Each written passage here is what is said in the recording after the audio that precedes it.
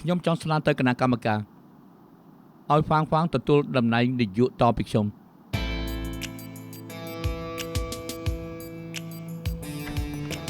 ឬមួយក៏ពួកលោកគិតថាមានបញ្ហាត្រង់ណាយើងមិនបានគិតថាហ្វាងមិនស័ក្តិសមទេតែបទពិសោធន៍គេនៅតិចអង្គុយកៅអីនាយកដូចជាលឿនពេកហើយខ្ញុំយល់ស្របនឹងលោកជួននិយាយអូលោកស៊ឺលោកយល់យ៉ាងម៉េចដែរតើសំសួរលោកសិន Logistics ស្ទាយឆ្នាំនេះចំនួនទម្ងន់ច្រើនបំផុតគឺប៉ុន្មាន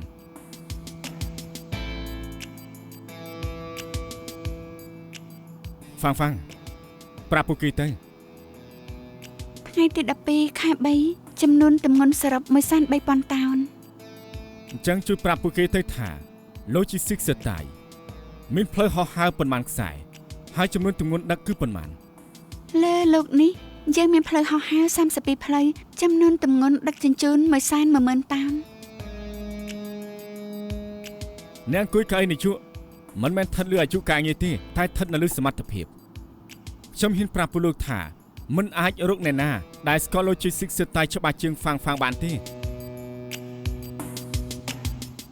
បានណាសម្រាប់ថាអញ្ចឹងចុះយប់នេះខ្ញុំនឹងអាចឃ្លីបបញ្ចាំងក្នុងអ៊ីនធឺណិតប្រាប់ដល់បុគ្គលិកទាំងអស់ថាខ្ញុំនឹងចុះចេញពីតំណែងនាយកនេះតែម្ដង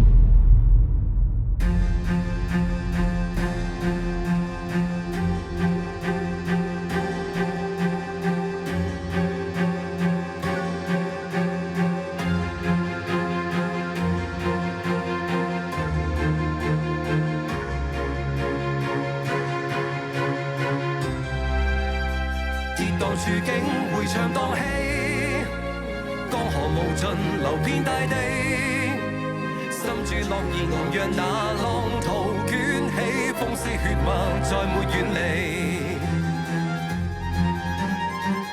順勢於風光永屬於你，留下去長此逃離。人情和儲備總好氣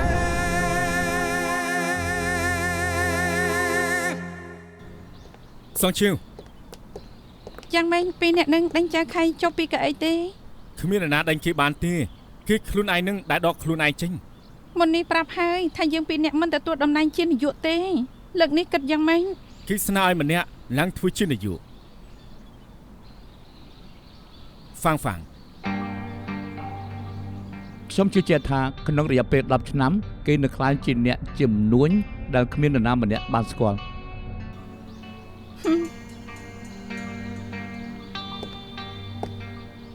នឹងគិតថាហ្វាងធ្វើជានាយកមានបញ្ហាអីមុននេះគេនិយាយហើយទោះគេដកខ្លួនជប់ធ្វើនាយកក៏គេនៅធ្វើជាកម្មការ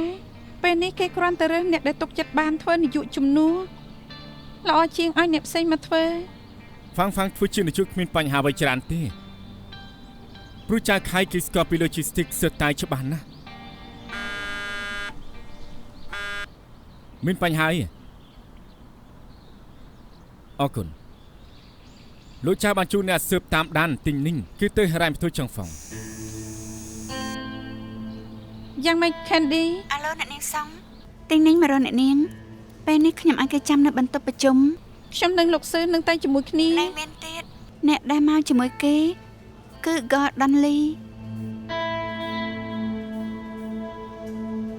លោកគិតថាខ្ញុំធ្វើបានមែនទេនាងកំពុងសង្ស័យកសែតភ្នែករបស់ខ្ញុំនាងជាកម្មការរបស់ស៊ឺតាយហើយនាងក៏កាន់ភាគហ៊ុនស៊ឺតាយ 7% ដែរនាងកាន់តំណែងខុសត្រង់ណាទៅលោកគួរតែចាំបានថាមុនខ្ញុំមកជាអ្វីខ្ញុំត្រឹមជាថៅកែតូចតាចក្នុងហាងដឹកជញ្ជូនតែប៉ុណ្ណោះឯងនិយាយទៅខ្ញុំមានតែ6នាក់តែនេះឲ្យខ្ញុំធ្វើនាយកក្រុមហ៊ុនចូលផ្សារភាគហ៊ុនឲ្យខ្ញុំមើលខុសត្រូវមនុស្សមួយសាន 50,000 នាក់យ៉ាងម៉េចមិនថាមើលខុសត្រូវបុគ្គលិកប្រមាណអ្នកគ្រប់គ្រងចំនួនមួយកន្លែងដែលមានគោលការណ៍មួយប៉ុណ្ណោះគឺការសម្រេចចិត្តកុំគិតពីផលប្រយោជន៍ព្រោះថាមនុស្សសំខាន់ជាងគេផលប្រយោជន៍ច្រើនណាស់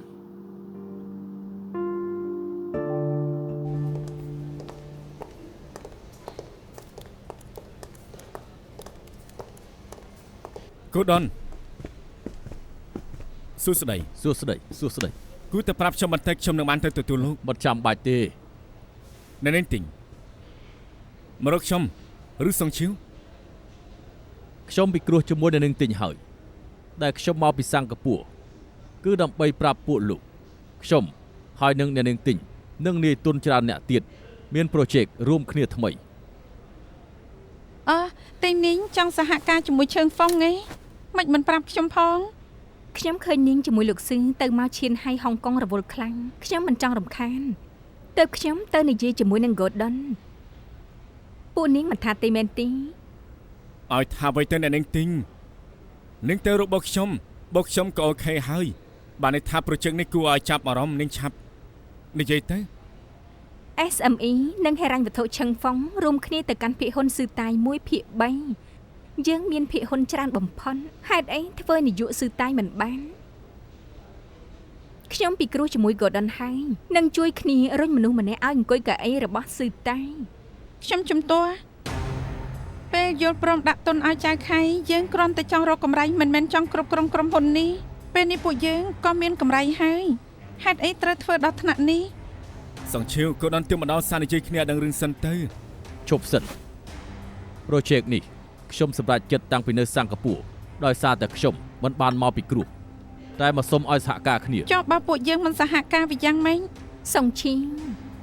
នាងមិនគិតថាមិត្តចាស់ដូចជាខ្ញុំមករករឿងនាងទេមែនទេការិយាល័យយុត្តិធម៌កំពុងតែប្តឹងចៅខៃហើយអង្គុយកៅអីនយោបាយមិនបានយូរទេយើងកាន់ភាគហ៊ុនឡើងច្រើន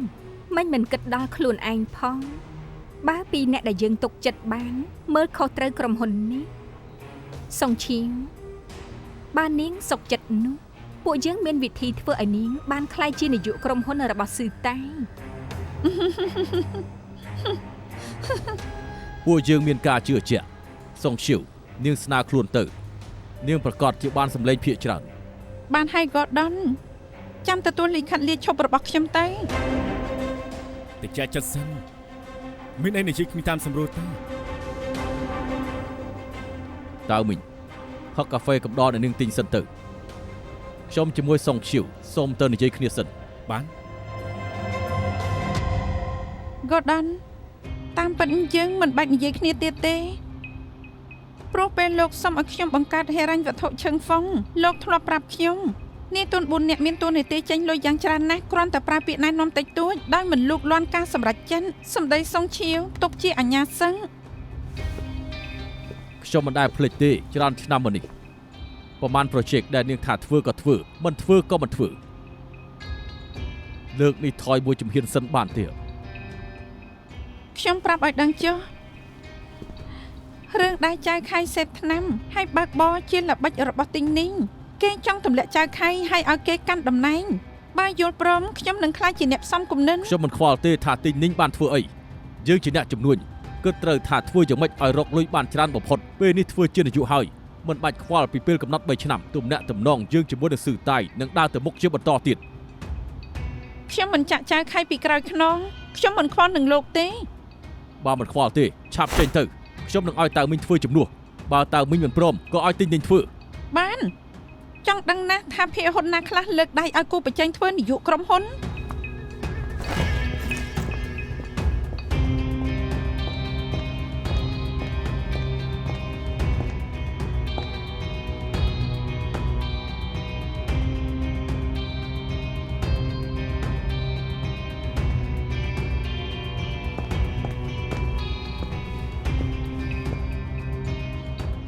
ខ្ញុំព្រមចូលប្រជែងក៏បាន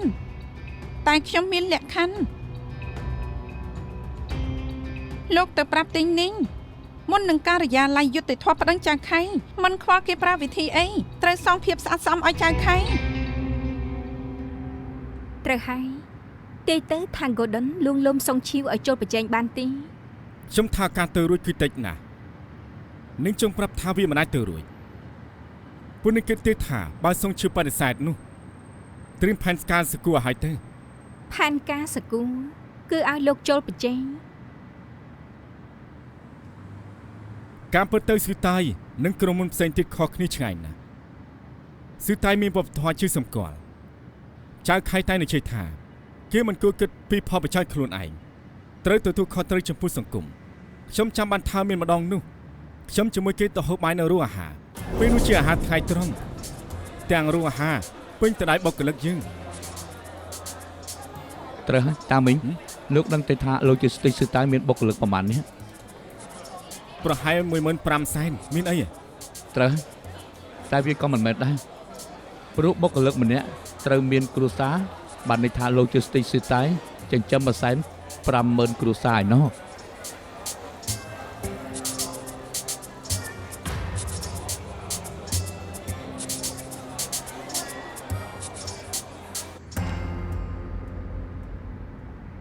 យ៉ាងម៉េចនឹងថាកំ pl ែង ខ្ញុំណែនាំលោកកុំឲ្យចិត្តដិតជាមួយចៅខៃពេកលោកកាន់តែដូចគេហើយ ពិតមែនទេដូចត្រង់ណា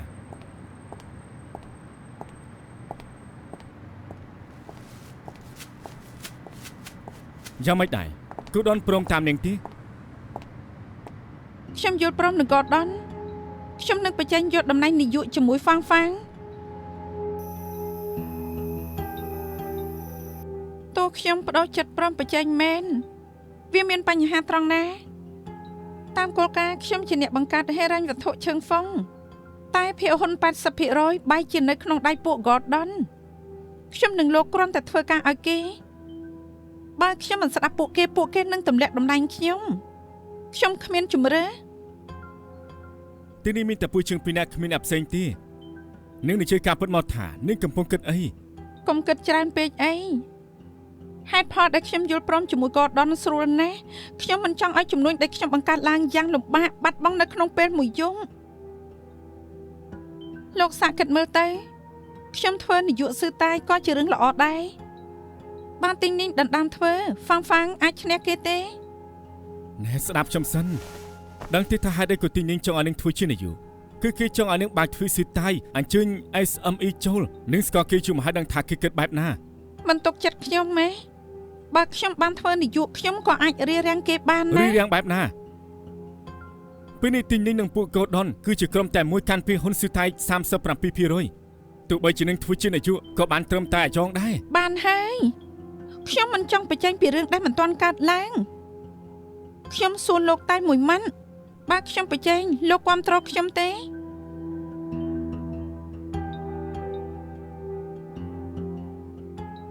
អូខេបើលោកចង់ធ្វើសត្រូវជាមួយខ្ញុំក៏គ្មានអីនិយាយដែរ ខ្ញុំចូលខាងនេះស្រាប់ហើយ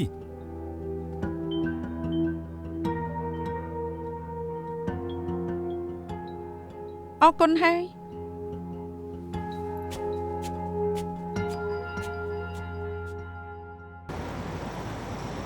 ក្រោយបើផ្សារពីហ៊ុនថ្ងៃនេះពីហ៊ុនរបស់ស៊ឺតាយចាប់ផ្ដើមធ្លាក់ចុះគឺថាដោយសារតែចៅខៃ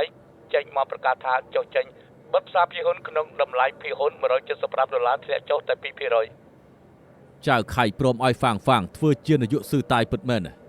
មិនដឹងថាហៀខៃគិតយ៉ាងម៉េចហ្វាងត្រឹមតែជាអ្នកដឹកជញ្ជូនគ្មានបទពិសោធន៍គ្មានចំណេះដឹងបើគុំតែប៉ាជាមួយនឹងហៀខៃគុំអីគេបានធ្វើជាកម្មការដែរពេលនេះគេចង់អង្គុយនៅកៅអីនាយកទៀត logistics ស៊ឺតាយដួលមិនខាននោះទេយ៉ាងណាក៏គេជាប្អូនស្រីឯងសមជាបងគេដែរទៀតប្អូនស្រីបានល្អឯងមិនអបអរមិនអីទេប៉ុន្តែនេះឯងបែរជាមកបន្តបង្អាប់គេទៅវិញខ្ញុំគ្រាន់តែនិយាយតាមត្រង់អញ្ចឹងកុំនិយាយច្រើនពេកបើយើងមានសិទ្ធិរើសក៏យើងរើសហ្វាងមនុស្សក្នុងគណៈកម្មការទាំងអស់ស្គាល់ logistics ច្បាស់ប៉ុណ្ណាដែរទៅឯងកុំប្រាប់ណាថាឯងដឹងការងារក្នុងស៊ឺតាយច្បាស់ជាងហ្វាងនោះបានហើយប៉ាមានកូនច្រើនអ្នកណាខ្ញុំអត់បានការជាងគេខ្ញុំដឹងបើពេលនេះហៅឲ្យពិរោះស្ដាំតិចនោះគឺលេខាស៊ឺតាមីងបើហៅឲ្យអាក្រក់ស្ដាំគ្រាន់តែជាអ្នកឆុងកាហ្វេបើសិនជាឯងមានសមត្ថភាពគ្មានអ្នកណាជន់ឯងបានទេបើចង់មានឈ្មោះក្នុងបណ្ដាំមរតកយើងឆាប់ចាស់កម្រិតបន្តិចទៅខ្ញុំខ្ជិលនិយាយណាខ្ញុំទៅឈានហៃវិញហើយប៉ា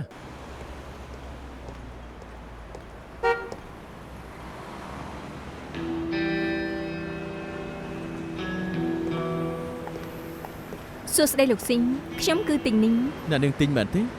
វានឹងខ្លាចជាកម្មការស៊ឺតាយទៅហើយរឿងអីដែលខ្ញុំចាំមិនបាននោះមានការអីដែរទេ លោកទំនេរទេទៅផឹកកាហ្វេជាមួយគ្នា ន ណែធ្វើការយ៉ាងម៉េចទៅមិនក៏យករបស់បែបនេះមកឲ្យអនាគតនាយកហូបអញ្ចឹង លបងទីនេះមិនមែនជាភោជនីយដ្ឋានទេប៉ុន្តែជាកន្លែងញ៉ាំអាហារគិតថាខ្ញុំមិនចង់ហូបប៉ៅហ៊ឺនិងបកងនេះហ៎ មិនអីទេហូបម្ហូបសាមញ្ញសិនចាំប្រជុំអ្នកកាន់ភាគហ៊ុនរួចហ្វាំងបានអង្គុយកៅអីនាយកហើយចាំយើងហូបម្ហូបឆ្ងាញ់ក៏មិនហួសពេលដែរ ខ្ញុំត្រូវបោះលើកភ្លាមគាត់ថាខ្ញុំធ្វើបានមែនទេណី បងកុំគួរសំពេកអីហៀខៃជាអ្នករើសខ្លួនឯងហើយក៏គ្មានអ្នកណាមកដណ្ដើមបើមិនរើសបងទុកឲ្យកៅអីនាយកនៅទំនេរឯង ត្រូវហើយគណៈកម្មការបោះឆ្នោតផ្ដល់ដំណឹងមកខ្លះទេ Michael តែសួរបោះឲ្យផងទៅ លេខាលោកជួតទេមកល្មមលោកជួតយ៉ាងម៉េចទៅហើយ ស្នើឈ្មោះនៅនាងហ្វាងធ្វើជានាយកបានឆ្លងហើយ ខ្ញុំសូមអរគុណលោកជាមួយនឹងលោកសៀ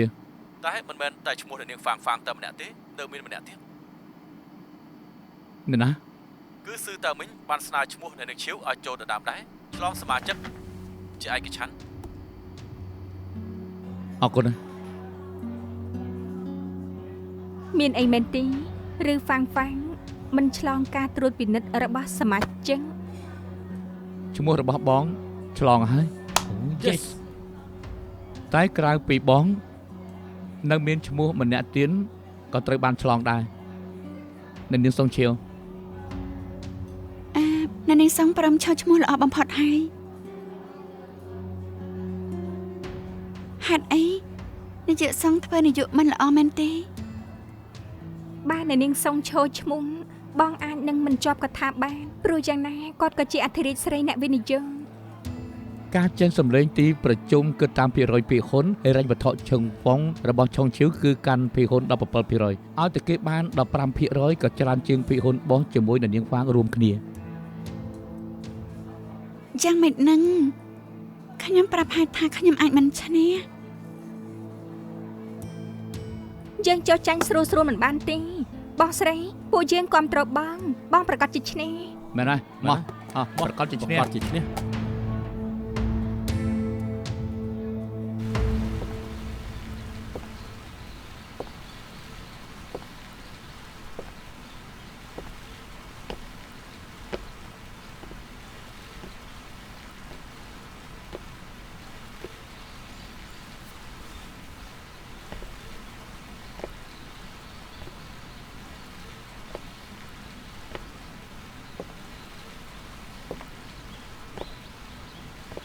លោកចៅ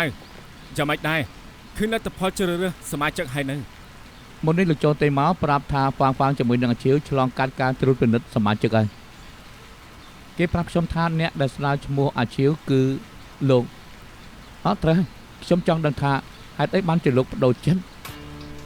គ្មានអីទេខ្ញុំគិតថាមានការប្រជែងគឺជារឿងល្អណាស់កុំឲ្យគេចោទថាជើងនេះប្រើច្បាប់ព្រៃចង់ឲ្យអ្នកណាធ្វើជានាយកក៏បានលោកចៅមិនប្រកាន់ទេ ខ្ញុំមានអ្វីត្រូវប្រកាន់ប្រាប់ខ្ញុំតាមត្រង់មិនថាអាឈៀវឬក៏ហ្វាងឈ្នះពីអ្នកនេះស័ក្តិសមបំផុតគឺមិនថានរណាបានធ្វើជានាយកខ្ញុំក៏លើកកៅអីឲ្យគេយ៉ាងសប្បាយចិត្តទៀតផងណា បាទនេះល្អហើយខ្ញុំខំតែបារម្ភខ្ញុំជាមួយនឹងអាឈៀវមិនបានសួរលោកហើយក៏សម្រេចចិត្តឲ្យខ្លួនឯងខ្លាចលោកមិនពេញចិត្ត កម្មការគ្រប់រូបមានសិទ្ធិស្នើឈ្មោះមិនចាំបាច់ត្រូវសុំមតិយោបល់ពីខ្ញុំនោះទេត្រូវអាឈៀវណៃណា អូគូដនមកពីសិង្ហបុរីពួកគេកំពុងប្រជុំនៅឆាំងហ្វុងអាឈៀវកំពុងនិយាយជាមួយនឹងគូដនសិនបើសិនជាបានធ្វើជានាយកពិតមែនបោកគ្លឹកនៅឆាំងហ្វុងអាចមិនគ្រប់នឹងរកថែម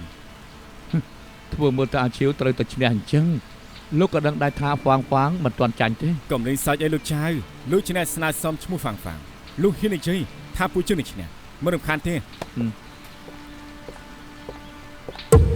ដែលខ្ញុំណាត់លោកមកព្រោះចង់ប្រាប់លោកថាតែញទៅជួបនៃតុនទាំង4របស់ហេរ៉ាញ់វត្ថុឆឹងហ្វុងហើយ គេជាមួយនៃទុនព្រមព្រៀងលក្ខខណ្ឌបានហើយពួកគេព្រមព្រៀងថាមិនខ្លះណា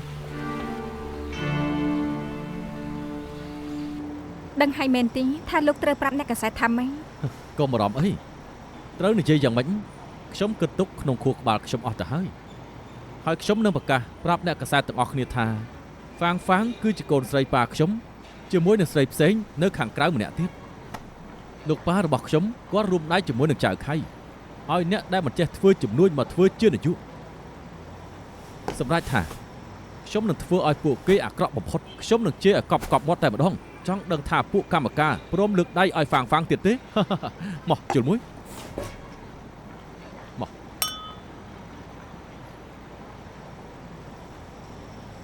ពួកគេមកហើយសួស្តីទាំងអស់គ្នាពួកគេជាអ្នកកាសែតទស្សនាវដ្តីហិរញ្ញវត្ថុសៀនហ្វុងហើយនេះជាលោកស៊ីងឈីឆៅ Logistics ស៊ឺតាំង សួស្តីលោកស៊ីង កុំឲ្យខាតពេលយូរចាប់ផ្ដើមសម្ភាសទៅល្អជាង ថ្ងៃនេះខ្ញុំមានអារម្មណ៍ល្អគ្រប់គ្នាមានអ្វីចង់សួរក៏សួរមកចុះ អរគុណហើយលោកស៊ីងខ្ញុំចង់សួរលោកស៊ីងបន្តិចលោកគិតយ៉ាងណាដែលនាយកសឺតាយចៅខៃចេញពីតំណែងបែបហ្នឹង ឲ្យខ្ញុំគិតយ៉ាងម៉េចទៅមែនទេគេបង្ករឿងធំយ៉ាងនេះទោះបីជាគេមិនចុះចេញក៏ពួកគណៈកម្មការក៏ទម្លាក់គេមិនខាននោះទេ ឮថាលោកស៊ីវិនហៅលោកប៉ារបស់លោកឲ្យភាហ៊ុន 2% ទៅអ្នកនាងហ្វាងតើជាការពិតដែរទេ ជាការពិត កាលនោះគឺមានពាក្យចចាមអារាមថាអ្នកនាងហ្វាងជាកូនឥតខានស្លារបស់លោកស៊ីងវិនហៅតើជាការពិតទេ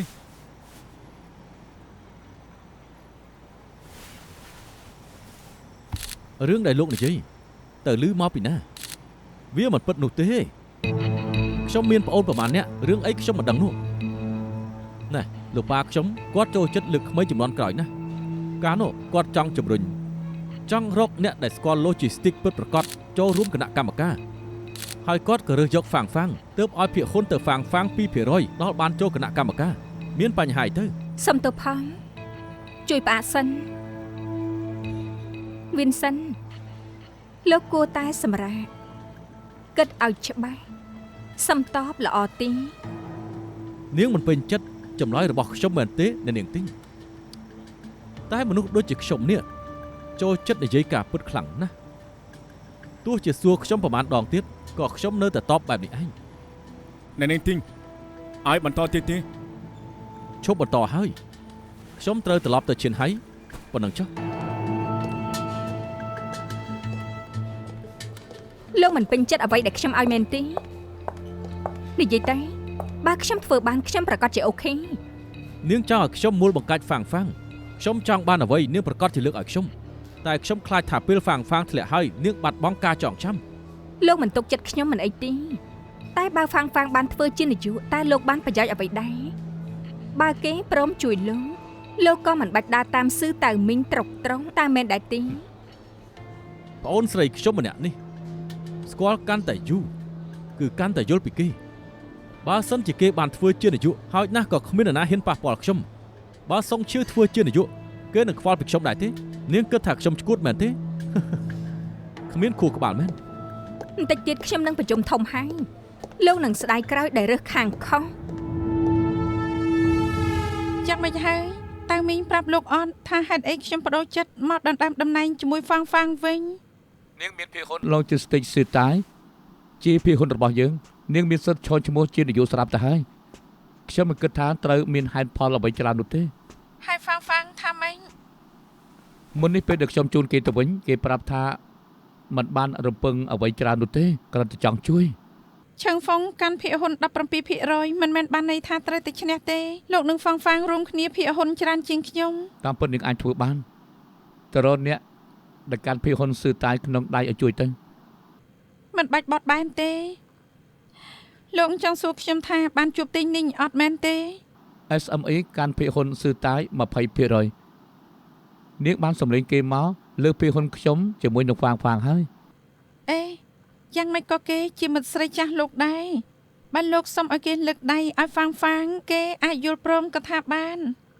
ខ្ញុំស្គាល់ទីនេះច្បាស់ណាស់ដឹងថាគេគឺជាមនុស្សបែបម៉េចមនុស្សប៉ុនគុំគឺមិនជួយអ្នកដែលខ្ញុំស្នើឈ្មោះនោះទេប៉ុន្តែផ្ទុយគ្នាខ្ញុំគិតថាអ្នកដែលបានសម្លេងពីគេគឺនាង កាលនោះខ្ញុំមិនព្រមឲ្យគេចូលគណៈកម្មការថាមិនត្រូវគេអាចលះបង់សិនមិនគ្រប់គ្រងទាំងខ្ញុំនិងហ្វាង តែយ៉ាងណាក៏ដោយមិនថាចុងក្រោយនាងឬក៏ហ្វាងជាអ្នកឈ្នះនោះទេខ្ញុំគិតថាអ្នកទាំងពីរស័ក្តិសមបំផុតអស់ត្រូវហើយនៅមានរឿងមួយទៀតដែលខ្ញុំត្រូវប្រាប់នាងណាមិត្តអេម៉ានៅក្នុងការិយាល័យយុតិធធបានតម្រុយមកហើយថ្ងៃស្អែកនេះប៉ូលីសនឹងធ្វើរឿងខ្ញុំប្តឹងនោះហើយណាឲ្យដល់ពេលនោះខ្ញុំអស់ទូនាទីគ្រប់យ៉ាងក្នុង Logistics ស៊ឺតាយ លោកកុំព្រួយអីមិត្តអេម៉ាអាចបានតម្រុយខុសមកថ្ងៃស្អែកប៉ូលីសនឹងដកបណ្ដឹងលោកហើយ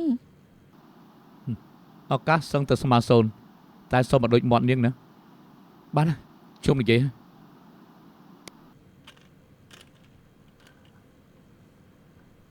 អរគុណអាខៃប្រហែលស្មានដឹងថាខ្ញុំរួមដៃជាមួយទីងនីងមិនយូរទេគេនឹងលួងលោមគណៈកម្មការរកសម្លេងឲ្យហ្វាងបើប៉ូលីសប្តឹងចៅខៃពិតមែននោះគេមិនអាចចេញមករកសម្លេងហ្វាងម្នាក់ឯងពិបាកលួងលោមគណៈកម្មការផ្សេងទៀតណាស់តើមែនទេចៅខៃនឹងរួចខ្លួនថ្ងៃស្អែកប៉ូលីសនឹងដកបណ្ដឹងជាផ្លូវការមិនគេជឿជាក់បែបហ្នឹងនឹងជួបព្រមជាមួយនឹងទីនាងឈរឈ្មោះលក្ខខណ្ឌដោះលែងចៅខៃ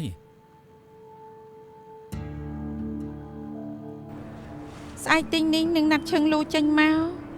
ខ្ញុំចង់ឲ្យលោកទៅរកគេជំនួសខ្ញុំ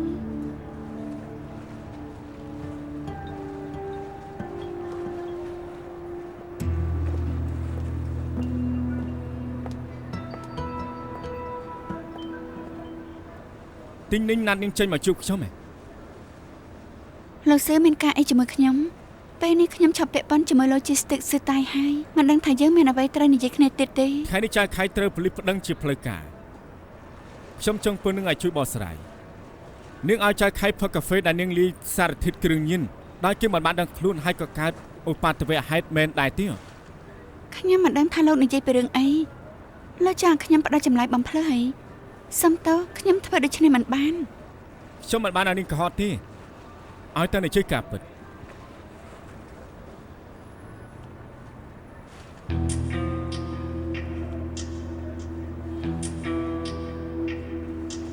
ទីងនីងជាអ្នកឲ្យឃ្លីបនេះពេលនេះខ្ញុំមកអាការនាងបើចូលឃ្លីបនេះតើប៉ូលីសនោះនាងនឹងគ្មានឱកាសសារភាពដើម្បីសម្រាប់ទោសឡើយបានន័យថាម៉េចសម្រាប់អ្នកចម្លងទូកអីលោកយកឃ្លីបឲ្យប៉ូលីសទៅយ៉ាងច្រើនណាស់ខ្ញុំក៏នាំគេទៅស្លាប់ជាមួយគ្នាខ្ញុំនឹងប្រាប់ប៉ូលីសថារឿងគ្រប់យ៉ាងទីងនីងជាអ្នកបញ្ជាឲ្យខ្ញុំធ្វើនាងគិតថាប៉ូលីសជឿអ្នកណាអ្វីដែលខ្ញុំឃើញគឺនាងត្រូវលុយជីស៊ីកសតៃដេញចេញហើយនឹងគុំគូនក៏ប្រើល្បិចធ្វើបានដូចចៅខ្ញុំបានមើលឃ្លីបនេះជាច្រើនដងតាំងពីការដាក់ថ្នាំដល់លើកាហ្វេឲ្យលោកចៅផឹកនាងធ្វើតែម្នាក់គត់ខ្ញុំមិនឃើញអ្នកណាបញ្ជឿនាងទេ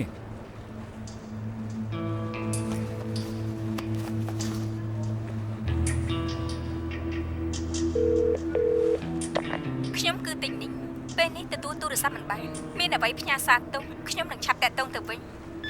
ទីងនីងមិនទទួលទូរស័ព្ទនាងព្រឹកមិញជាងបានព្រមព្រៀងគ្នាហើយបើនាងព្រមសារភាព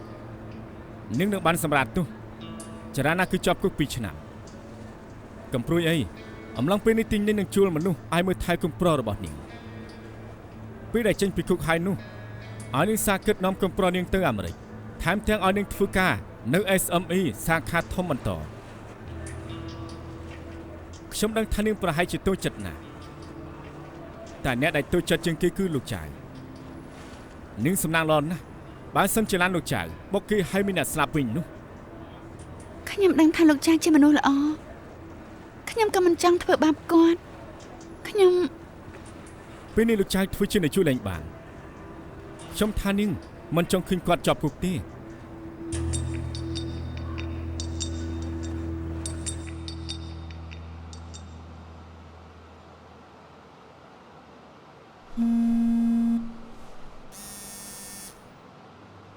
អាឡូ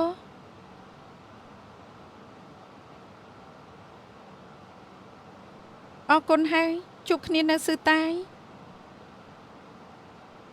តើមីងទេមកឆាំងលូទៅប្រកល់ខ្លួនហើយពេលនេះនាងសប្បាយចិត្តទៅធ្វើនយោបាយហើយមែនទេបើគូប្រជែងជានាងជាចៅខៃឬក៏តៅមីងខ្ញុំអាចត្រូវតាំងចិត្តបន្តិចតែគូប្រជែងជាហ្វាងខ្ញុំមិនគិតថាមានអ្វីពិបាកកុំមើលស្រាលអ្នកជួយលើកហ្វាងណាស៊ីងវិនហាងរកស៊ីក្នុងវិស័យនេះច្រើនឆ្នាំហើយស្គាល់មនុស្សយ៉ាងច្រើនគណៈកម្មការគ្រប់រូបចិត្តដិតនឹងគេបើគេមកជួយរកសម្លេងនាងច្បាស់ជាពិបាកនាងដឹងទេថាពួកគេជាអ្វីនឹងគ្នាចម្លែកត្រង់ណាបើធ្វើសង្គ្រាមគូសត្រូវជាអ្នកណាពាក់ព័ន្ធនឹងអ្នកណាត្រូវតែស៊ើបឲ្យដឹងយ៉ាងម៉េចគិតថាខ្ញុំគួរឲ្យខ្លាចមែនទេធ្វើជំនួញស្គាល់គេស្គាល់យើងជារឿងធម្មតា បើយើងចុះទូកជាមួយគ្នាហើយខ្ញុំគិតថាខ្ញុំមានសិទ្ធិត្រូវដឹងនាងចង់ឲ្យខ្ញុំអង្គុយកៅអីនាយកសឺតាយមានបំណងអ្វីឲ្យប្រកាន់ នាងជាមួយតៅមីងមើលមិនដឹងទេថាខ្ញុំចង់ធ្វើអ្វី SME ចង់វាចូលទីផ្សារចិននាងចង់ឲ្យខ្ញុំប្រើតំណែងនាយកឆ្លងមតិលក់សឺតាយឲ្យ SME ចំពោះជនជាតិចិនយ៉ាងណា SME ក៏ជាអ្នកក្រៅចង់ឲ្យបដូរទស្សនៈនេះមិនពិបាកទេនេះគឺរួមបញ្ចូលសឺតាយនិង SME ឲ្យคล้ายជាក្រុមហ៊ុនតែមួយរឿងមានតែប៉ុណ្្នឹងឯង យ៉ាងម៉េចហើយប៉ូលីសថាម៉េចខ្លះគេចាប់ផ្ដើមប្តឹងហេខៃហើយមែនទេ ដកដង្ហើមឲ្យស្រួលសិនទៅ អេម៉ាកំពុងរកមេធាវីឲ្យហេខៃហី បងអង្គុយសិនទៅមុននេះប៉ូលីសតាក់ទងមករកហៀខៃប្រាប់ថាឈប់ប្តឹងគាត់ហើយព្រោះមានមនុស្សចេញមកសារភាពអះអាងថាហៀខៃសេពថ្នាំដោយមិនដឹងខ្លួនដល់កើតឧបទ្ទិហេតុ ហើយធ្វើចិនបន្តិចមានអ្នកសារភាពអីឆឹងលូ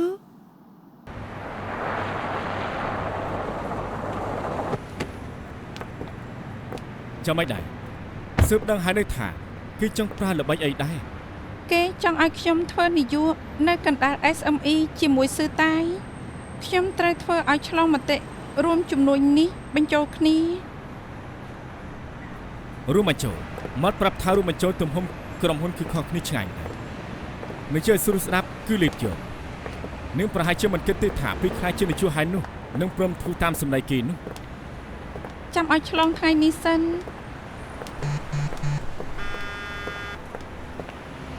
ថ្ងៃនេះនៅអង្គភាពប៉ូលីសកណ្ដាលគឺមានមនុស្សស្រីតកូលឈឹងមកប្រកល់ខ្លួនអាងថាជាបុគ្គលិកចាស់លោកទិស្តិចសឺតាយ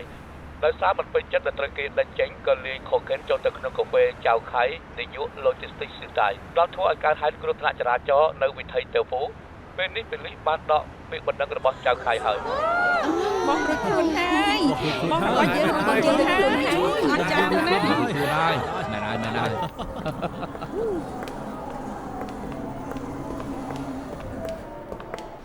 មិនថាព្រោះតែឆឹងលូគិតយល់ឬព្រោះហេតុផលផ្សេងសំខាន់គឺលោឬខ្លួនហើយអបអសាទរ ក្រោយពីនេះនាងត្រូវតាំងចិត្តណាមិនថាប្រហែលថ្ងៃទៀតក៏ត្រូវទៅប្រជុំហើយ ត្រូវរើទៀតហើយដល់បងប្រាប់ថាខ្លាយរឿងក្តីអូបបន្លាយរាប់ឆ្នាំទើបឲ្យខ្ញុំឆោឈ្មោះតែពេលនេះលែងមានអីហើយមិនប្រាប់គណៈកម្មការថា ពេលជំហានចាប់ផ្ដើមហើយក៏មិនអាចឈប់បាននោះដែរមិនថាយ៉ាងណាទេគណៈកម្មការត្រូវជ្រើសរើសនាយកថ្មីពេលនេះនាងមិនចាំបាច់គិតអ្វីច្រើនទេខ្ញុំថាកុំឲ្យតំណាងនាយកធ្លាក់ក្នុងដៃអ្នកផ្សេង តាមប៉ាតើសងឈៀវស័ក្តិសមនឹងកៅអីនេះជាងខ្ញុំហើយរ៉ែវត្ថុឆឹងហ្វុងរងរឿងបានដោយសារតែគេពូកែខ្ញុំជឿថាគេអាចមើលសឺតាយបានយ៉ាងល្អ ខ្ញុំមិនដែលសង្ស័យលើសមត្ថភាពអាជីវទេតែខ្ញុំសង្ស័យលើគោលបំណងរបស់គេខ្ញុំមានអារម្មណ៍ថាឆៅហ្វុងជាមួយនឹង SME ប្រហែលជាព្រមព្រៀងគ្នាបានហើយពួកគេចង់គ្រប់គ្រងសឺតាយបញ្ជូនគ្នាគេមកធ្វើជានាយកអាជីវត្រឹមជាអាយ៉ងប៉ុណ្ណោះ ការពិតអាចមិនមែនបែបនេះ មែនក៏ដោយមិនមែនក៏ដោយសម្រាប់ថាកៅអីនាយកខ្ញុំគិតថានាងគួរតែអង្គុយ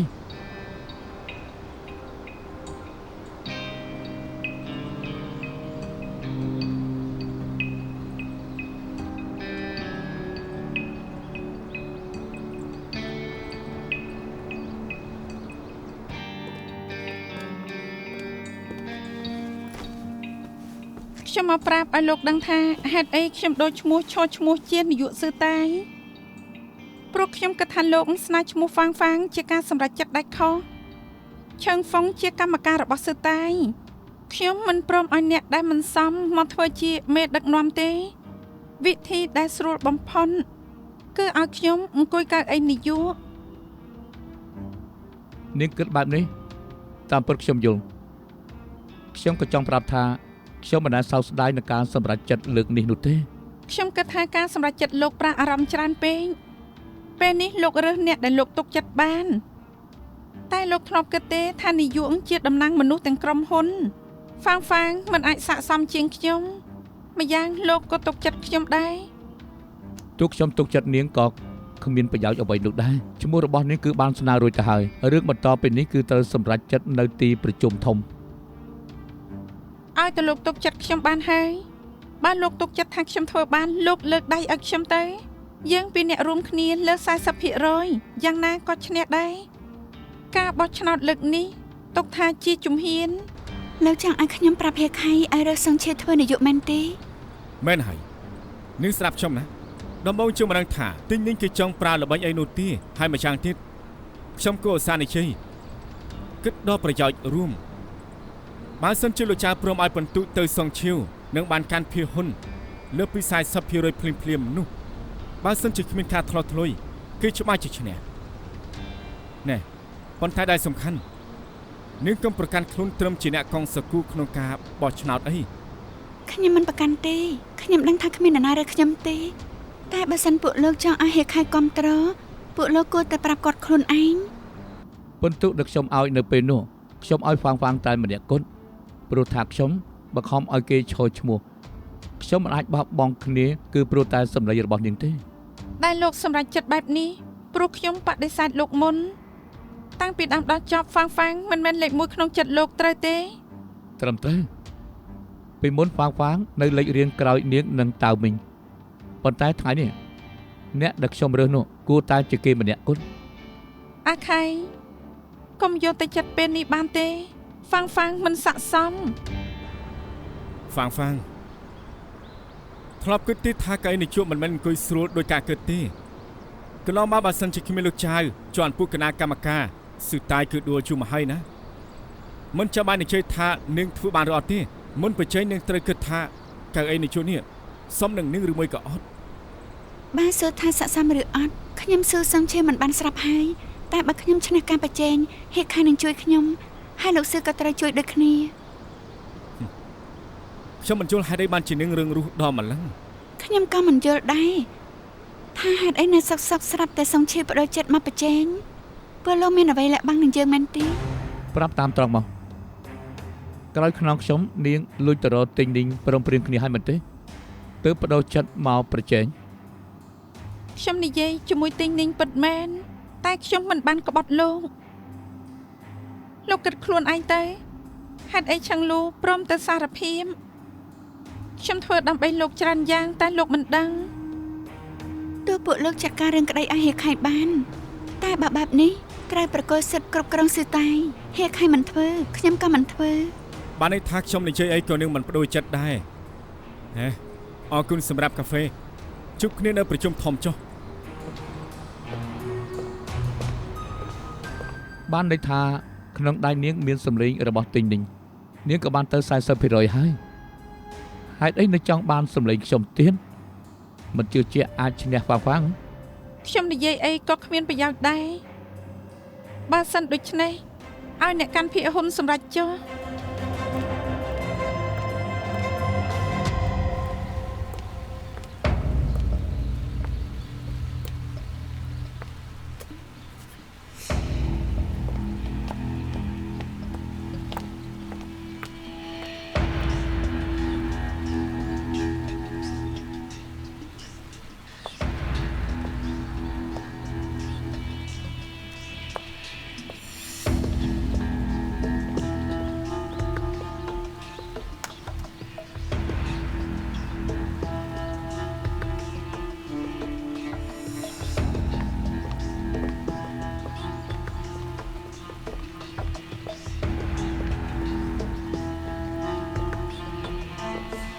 សងឈៀវកាត់អីនឹងកាត់អីចាំខ្ញុំនាំទៅមន្ទីរពេទ្យ មិនបាច់ទេខ្ញុំមិនមែនធ្វើឈីម៉ូលើកដំបូងវាធ្វើទុកបែបនេះមិនចម្លែកទេ ពិតមែន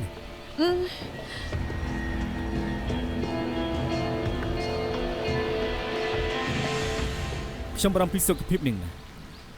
មើលសុខភាពនាងចុះបើធ្វើជានឹងជួបពិតមែនថាទៅរួចទេ ខ្ញុំឡើងខ្នងខ្លាហើយចុះមិនបានទេលោកគិតថាទិញនីងជាមួយកដុនលើកលែងឲ្យខ្ញុំម៉េម្យ៉ាងខ្ញុំអាចមិនឈ្នះហ្វាងបើប៉ាគេហាមមាន់ភាគហ៊ុនដែលមានសិទ្ធិចេញសម្លេងត្រូវចូលខាងគេស្រាប់ហើយ រឿងនេះក៏បារម្ភអីមិនលោកស៊ីងម្នាក់ណាដែលកាន់ភាគហ៊ុនខ្ញុំនឹងច្បាស់ណាយប់នេះខ្ញុំនឹងតាក់ទងទៅក្រែងលោកបានតម្រុយខ្លះ ខ្ញុំថាពួកគេមិនព្រមលើកអំណាចឲ្យកូនក្មេងដូចជាហ្វាងទេនឹងមិនចាំបាច់គិតច្រើនឡើយណាសម្រាប់ឲ្យបានច្រើនចាំឲ្យបានឈឺក្បាលចាំខ្ញុំជូននឹងទៅវិញ អរគុណហើយ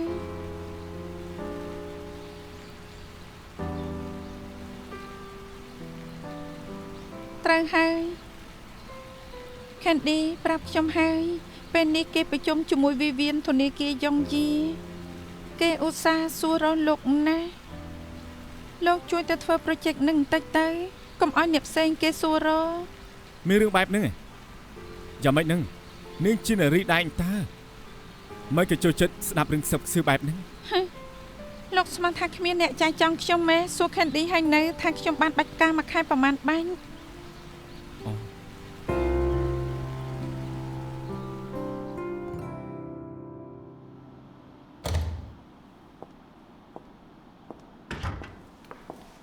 ដុកទ័រលី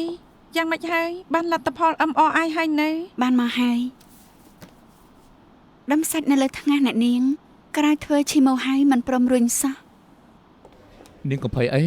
ភីហ៊ុនដល់លពូណាត់មកជាមិត្តភក្តិគាត់ទាំងអស់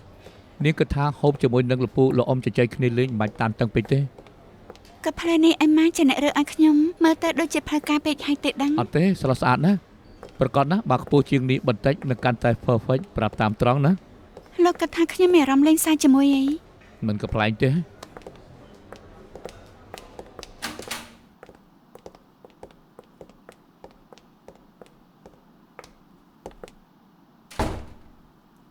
គ្មាននរណាមកទេប្រហែលជាចូលខាងសុងឈីវអស់ហើយ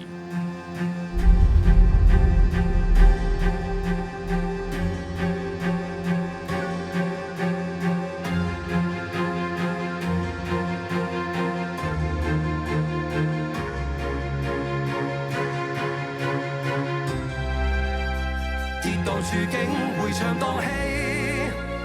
江河無盡流遍大地，心住樂意昂揚那浪濤捲起，風絲血脈再沒遠離，順勢於風光永屬於你，留下去長此逃離。人情和處。